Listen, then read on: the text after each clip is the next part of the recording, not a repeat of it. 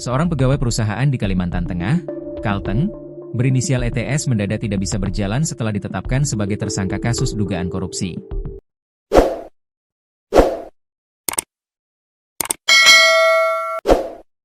ETS diperiksa selama 8 jam oleh polisi atas kasus yang menyeret namanya tersebut. ETS merupakan pegawai perusahaan tambang zirkon PT Investasi Mandiri, PT IM. ETS menjadi tersangka dalam kasus dugaan korupsi pertambangan zirkon di Kalteng merugikan negara sebesar 1,3 triliun rupiah. Asisten Tindak Pidana Khusus, Aspitsus, Kejati Kalteng, Wahyudi Eko Husodo, menjelaskan ETS merupakan karyawati yang menjadi orang kepercayaan Direktur PT Investasi Mandiri, HS yang lebih dulu jadi tersangka. Tersangka ETS juga terlibat karena perannya turut serta dalam penjualan komoditas zirkon, yang tidak sesuai dengan ketentuan. Tersangka ETS diduga turut serta melakukan penjualan zirkon dan mineral turunan lainnya baik domestik maupun luar negeri yang tidak sesuai dengan ketentuan yang berlaku, kata Wahyudi dalam konferensi pers, Senin malam, dikutip dari Tribun Kalteng.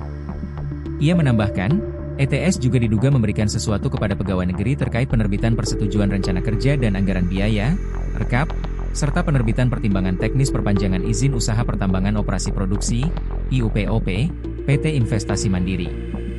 Selain ETS, penyidik juga menetapkan Kepala Dinas ESDM Kalteng berinisial VC, Direktur PT Investasi Mandiri berinisial HS, serta ASN Dinas ESDM Kalteng berinisial I sebagai tersangka.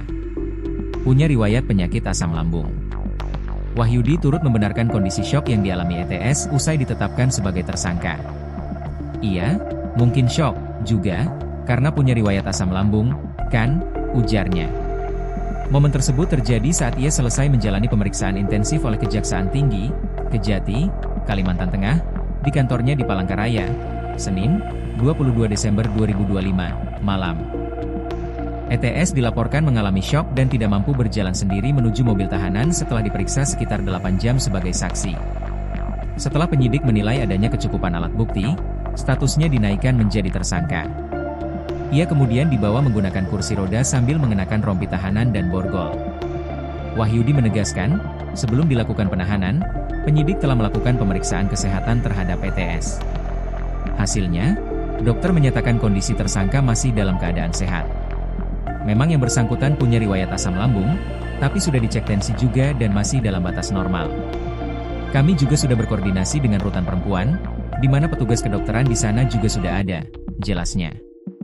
Dalam kasus ini, ETS disangkakan melanggar pasal 2 ayat 1, atau pasal 3 Yungto pasal 18 Yungto pasal 55 ayat 1, pertama KUHP dan pasal 5 ayat 1, huruf A atau pasal 13 Undang-Undang Nomor 31 Tahun 1999 sebagaimana telah diubah dengan Undang-Undang Nomor 20 Tahun 2001 tentang Pemberantasan Tindak Pidana Korupsi.